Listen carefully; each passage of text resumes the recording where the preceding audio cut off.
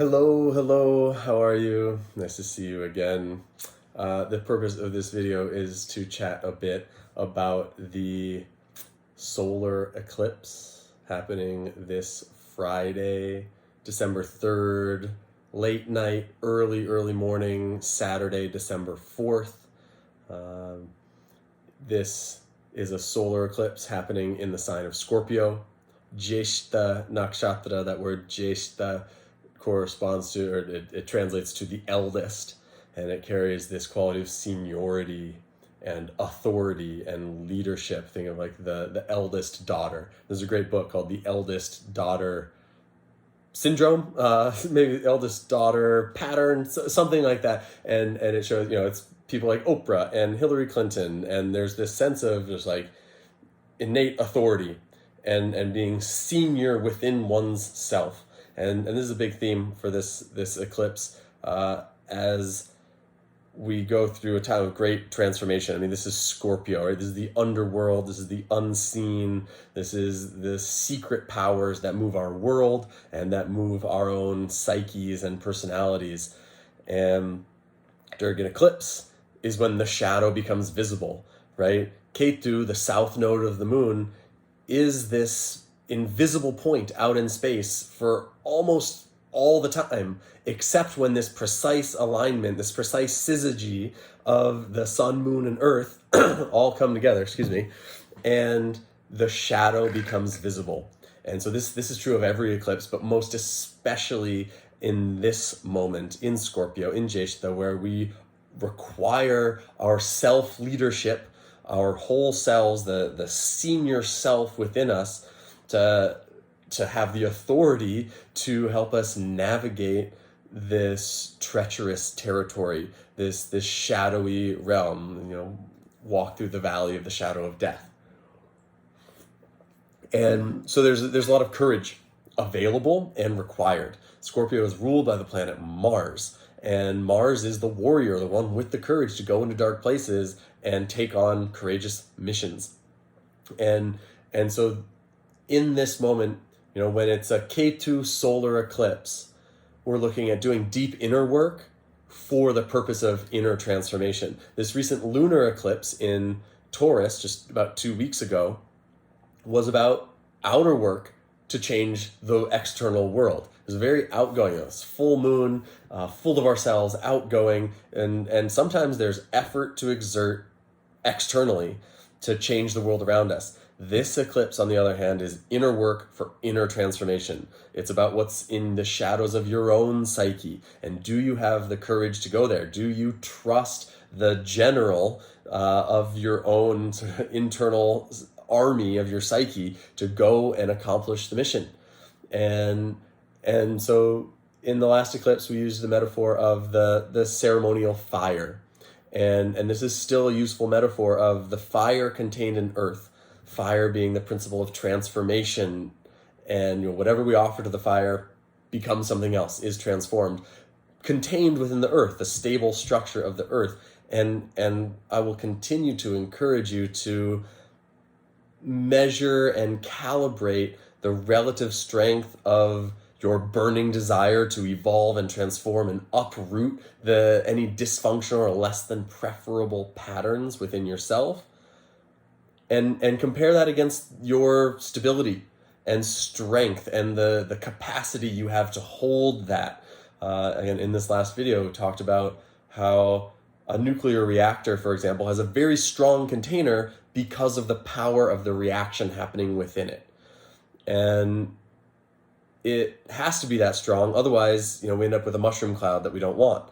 And nonetheless, it still has to be spacious enough to allow the reaction to take place. So this is the calibration, the calculation that this eclipse is inviting us into is, how fierce are you? How much of a warrior, how passionate are you about your own transformation to get in there and uproot the old patterns, versus like, how much structure and stability do you have? How strong of a reaction can you contain? And so it's an invitation to self-care in the process of transformation.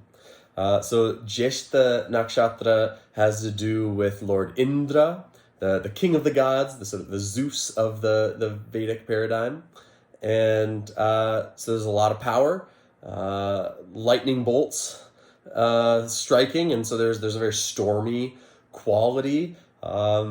There's also very like passionate, impulsive tendency here, where there can be the opportunity for sexual escapades. You may feel or perceive others to be so charming and just sexy and just want to like fiercely get in there, and just be aware like that. Again, that can be a very beautiful expression. That can be the access point for some of the transmutation that's available now.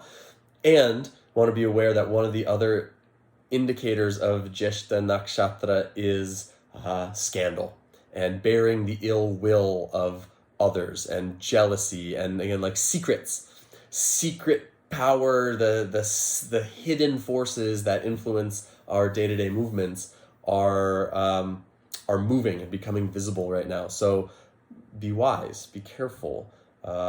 Your passion and desires have a lot of intelligence to them, and they may lead you into the shadows where you need to go. And it's one of the great ways, and discovering what's in your shadow is notoriously difficult, right? Because it's just that, it's hidden. If you could see it, it wouldn't be in the shadow. And so following your most passionate desires, even if they're slightly taboo, especially if they're taboo, is a great way to discover, what lives in my shadow? What are the unseen forces that motivate me and move me without my full awareness? So as is commonly offered in the animist tradition, a sexual nightmare is like the most juicy opportunity for self-reflection and self-growth. So if you have any sexual nightmares in the coming week, like write them down. Don't leave out any details. Don't let your waking ego gloss over the gross part or the scary part. Get in there in full detail and share it with someone safe, or just meditate on it, or maybe go for a walk as the most terrifying person or part of that dream. That's the sort of thing that's happening in this eclipse season. And after Friday, so be very, very careful. When in doubt, stay home. Be mindful that the ghosts are out and about the rest of this week, really until Saturday morning, even into Sunday. The eclipse will not be visible for most humans. It goes mostly over Antarctica and parts of New Zealand, Australia, South Africa. So be wise until then. And then this is the last eclipse in this current position of the nodes. For the past year or so, Rahu and Ketu have been in Taurus and Scorpio. But come next spring, in April, they're going to move into the Aries Libra axis. So that represents a whole shift. We'll talk about that more as it happens. But this is really the completion of a long cycle. And really, the past 6 months, we had a lunar eclipse in Scorpio earlier this year. I'll mention this in the newsletter.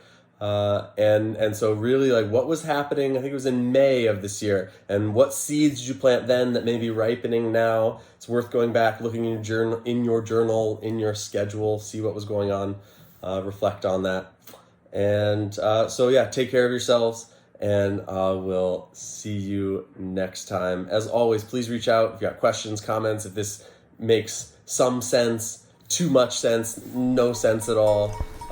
Let me know. And I'll see you next time.